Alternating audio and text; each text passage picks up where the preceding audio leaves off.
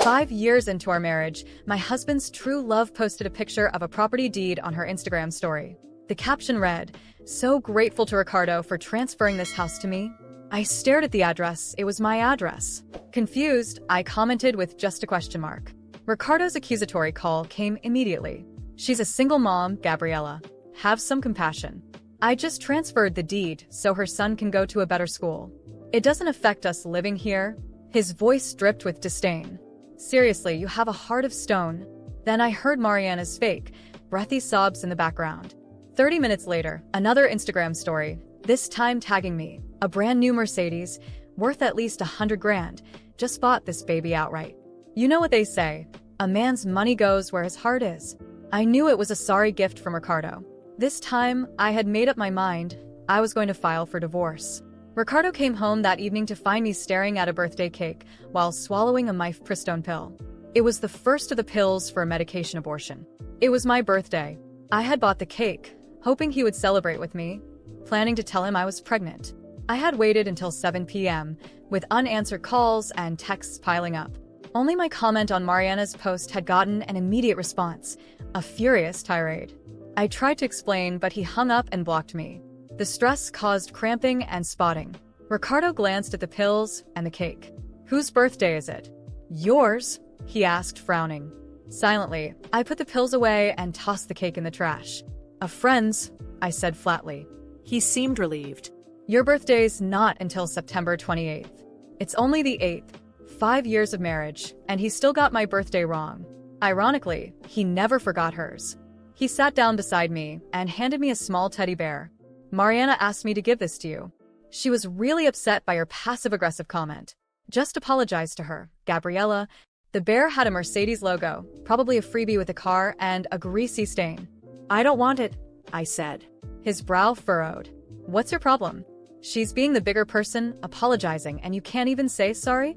He tried to pull me up, presumably to force me to call Mariana.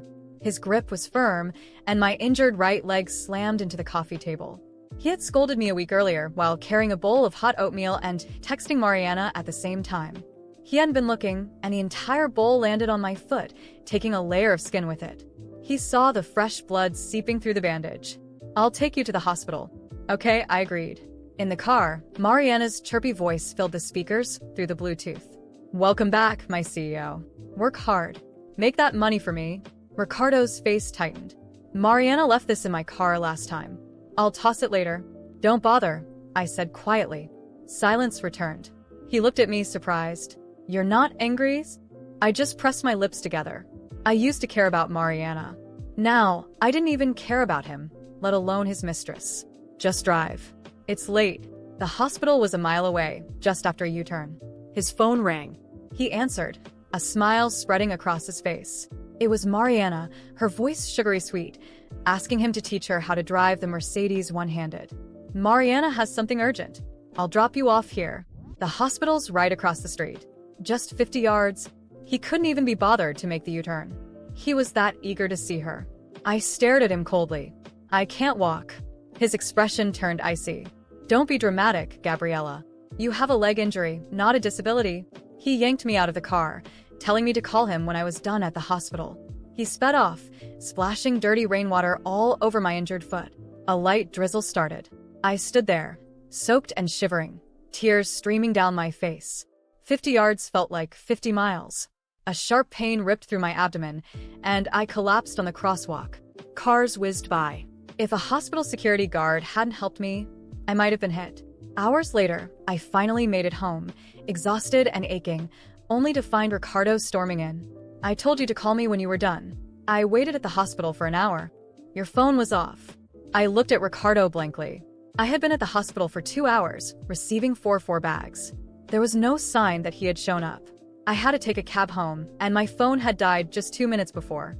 He hadn't been there at all. He used to be so attentive. "When did everything change?" "You blocked me," I said. "I couldn't call." He hesitated, his anger fading slightly. "I brought you some oatmeal. Thought you'd be hungry." I looked at the watery gruel. A few sad sprigs of green onion floated on top. No egg, no meat. It looked like leftovers. 30 minutes earlier, Mariana had posted a photo of Ricardo cooking. The caption read, who says chivalry is dead? Not only did he teach me to drive my new Mercedes one-handed, but he's also making homemade oatmeal for me. So sweet. My stomach churned. Throw it away. I don't want it. His face darkened. What's your problem? I went out of my way for you. I just transferred the house to Mariana, and you're being difficult. I'm still letting you live there. She was just grateful that her son has a stable home, and you went and made a snarky comment. I haven't even brought that up yet. I was physically and emotionally exhausted. You misunderstood. I was just confused because the address on the deed was our address. He cut me off. Misunderstood? Mariana's right about you. You're always so angry, so bitter. Anytime I talk to another woman, you get jealous and paranoid.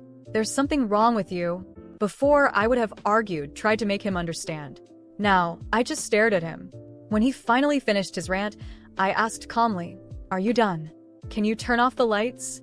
He glared at me and slammed the door on his way out, leaving the lights on. Moments later, another slam echoed. The front door this time.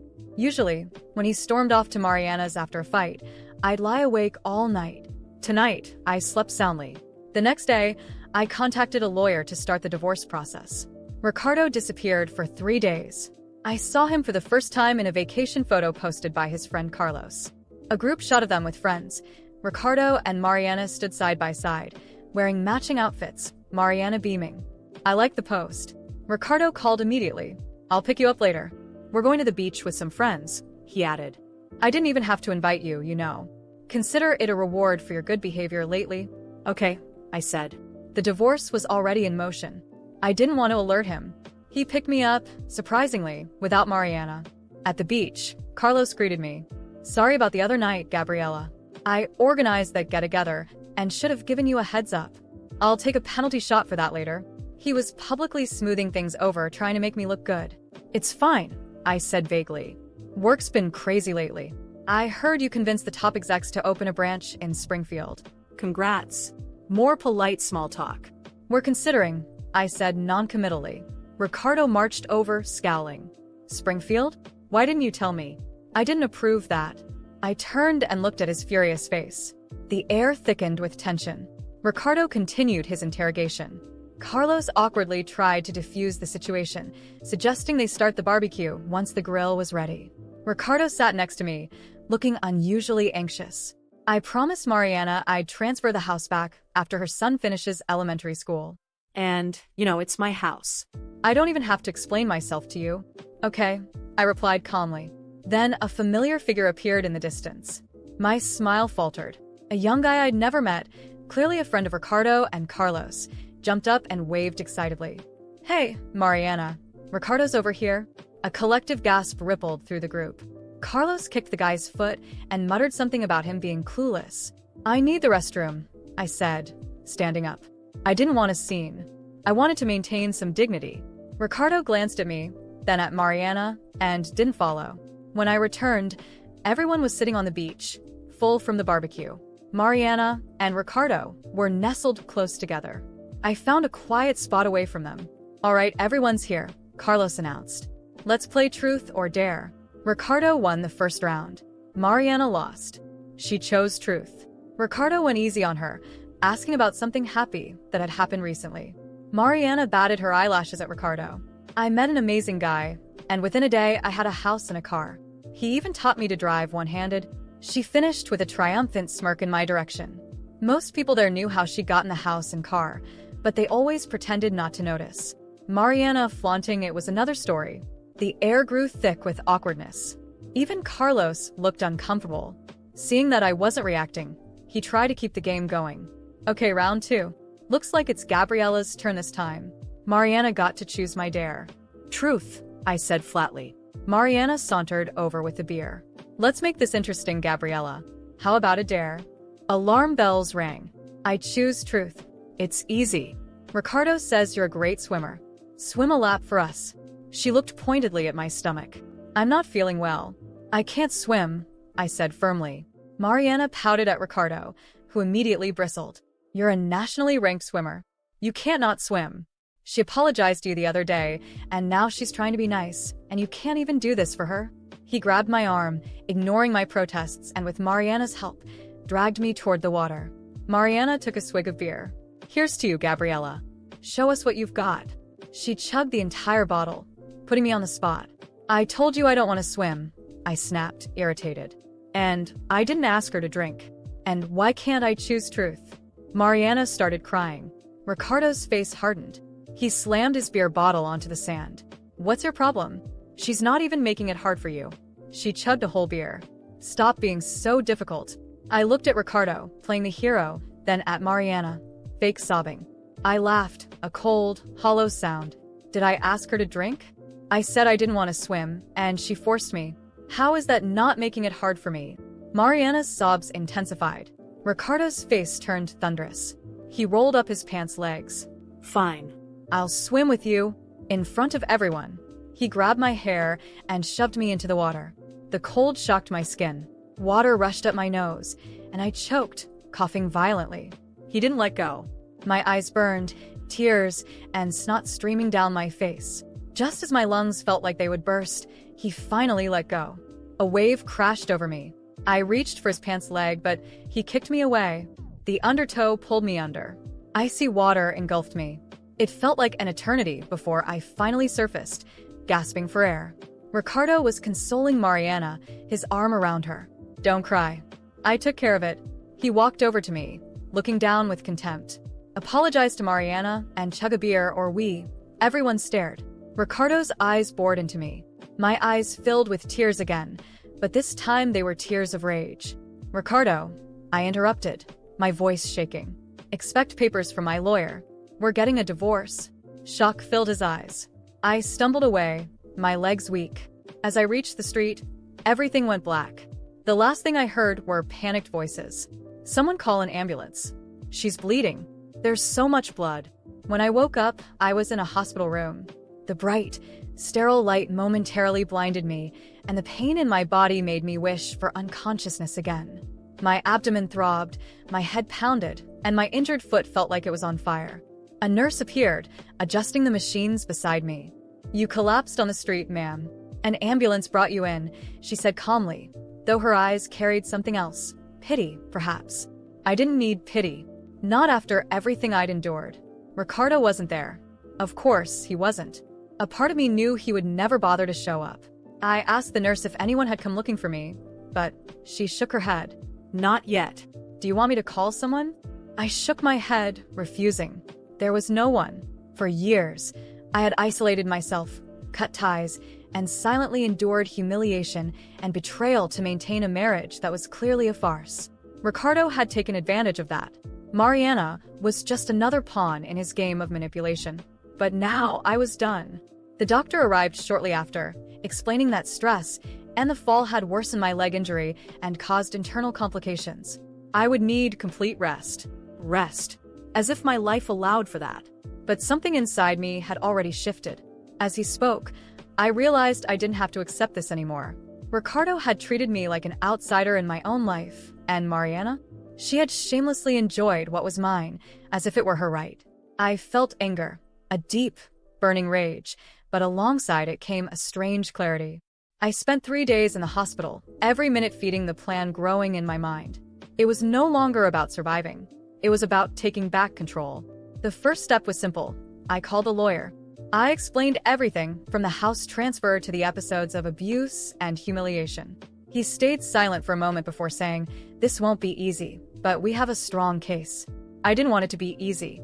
I wanted it to be fair. He began preparing the paperwork, and I knew I was in for a long fight. When I was finally discharged, I returned home alone. Ricardo wasn't there, as expected. The house was silent, but there were traces of him, his shirt draped over the couch, a half-empty glass of whiskey on the coffee table. He probably thought I'd be grateful he still allowed me to live there. I picked up the glass and poured the liquid down the drain.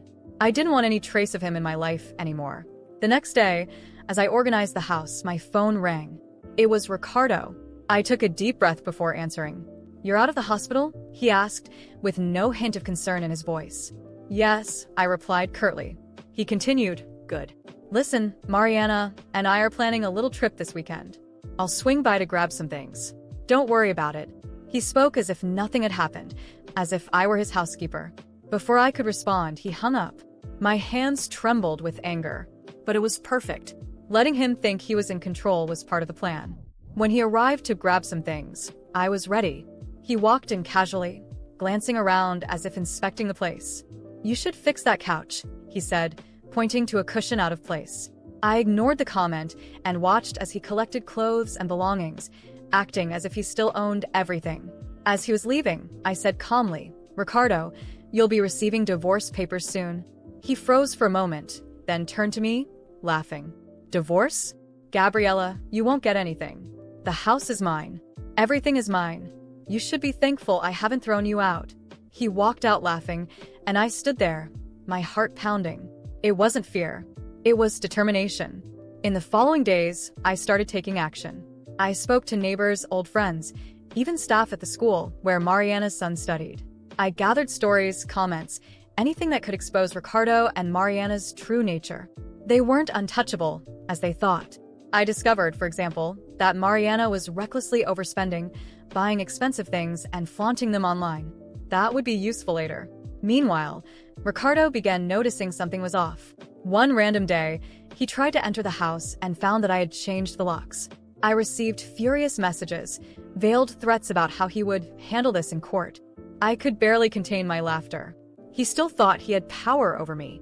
The divorce hearing was scheduled a few weeks later, and I showed up prepared, with my lawyer and a mountain of evidence against him. Ricardo arrived confident, with Mariana by his side, both as arrogant as ever. But as the facts unfolded, the abuse, the betrayal, the property transfers, I watched his smug smile vanish. Mariana tried to intervene, claiming I was exaggerating, but it only made things worse. The judge was clear. I was entitled to the house, significant compensation, and most importantly, my freedom. Ricardo lost control as the decision was announced. "You'll never survive without me, Gabriella," he shouted as he was practically dragged out of the courtroom. Mariana followed him, clearly embarrassed. I just smiled. It wasn't about surviving without him. It was about finally living for myself. Today, the house is peaceful. No Ricardo, no Mariana, no weight of years of humiliation. I've started redecorating, turning each room into something that truly reflects who I am. I don't miss Ricardo. I don't miss anything he represented. All that's left is freedom and the certainty that I will never let anyone treat me the way he did again. And that, more than any revenge, is the greatest victory. When it was all finally over, I sat on the couch in the living room, my living room in my house. For the first time in years, the silence around me wasn't heavy but peaceful. There were no shouts, manipulations, or the constant sense of walking on eggshells. It was just me and the certainty that, after everything, I had won. Ricardo and Mariana vanished from my life for a while after the court hearing. I didn't see or hear anything about them, which, deep down, was a relief. But life has a funny way of exposing those who deserve to fall. It didn't take long before I started hearing rumors about the chaos taking over their lives. Mariana, with her reckless spending, had piled up debts that even Ricardo couldn't handle. She sold the Mercedes she had flaunted so much online and began complaining publicly that men aren't what they used to be. It was almost comical to see her, someone who bragged about her luxurious life, now begging for attention on social media. Ricardo, on the other hand, was drowning in legal troubles. His business, which he had always used as a symbol of power, went bankrupt due to poor management and lawsuits from other shady ventures he had been running. He tried moving back in with his parents, but to my satisfaction, they rejected him. I learned he was living as a guest at a friend's place, someone who would likely grow tired of him soon enough. Ricardo had always had a talent for destroying everything around him, and now he was reaping what he sowed. My life, on the other hand, took a path I never thought possible. Once I finished redecorating the house, I felt it was time for a true fresh start. With the settlement I received from the divorce and some savings I had stashed away, I decided to invest in something I'd always dreamed of, starting my own business. I converted the garage into a small artisan bakery. The space, which Ricardo once used to park his car as a trophy, was now filled with the sweet smell of baked goods and smiling customers. The bakery's success grew faster than I anticipated. Within a few months, I had to rent a larger space to keep up with demand. Today, I have 2 employees who help me run the business, and I'm already planning to open a second location. It's not just about the money. It's about finally having something that's entirely mine, something no one can take away. Still, the anger and resentment from everything I endured show up from time to time.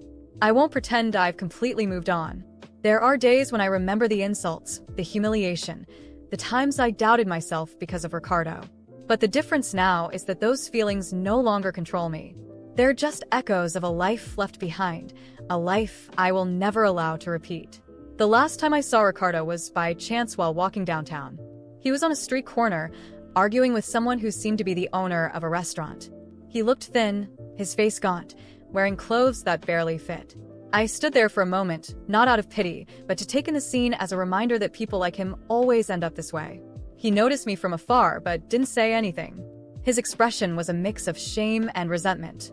I gave him a small smile and walked away. Today, I'm doing well, better than I ever imagined. I'm not the same woman Ricardo thought he could manipulate and humiliate. I'm stronger, more independent, and, above all, happier. My house, my bakery, my life. Everything now reflects who I truly am. And that is my greatest victory. If there's one thing I've learned from all of this, it's that revenge doesn't need to be cruel or violent. The best revenge is thriving in the face of chaos, proving that despite everything, you've rebuilt yourself and prospered. And I did exactly that. Ricardo and Mariana's story is just a chapter in the past now. My focus is on the future, a future that, for the first time, I can truly say is mine alone.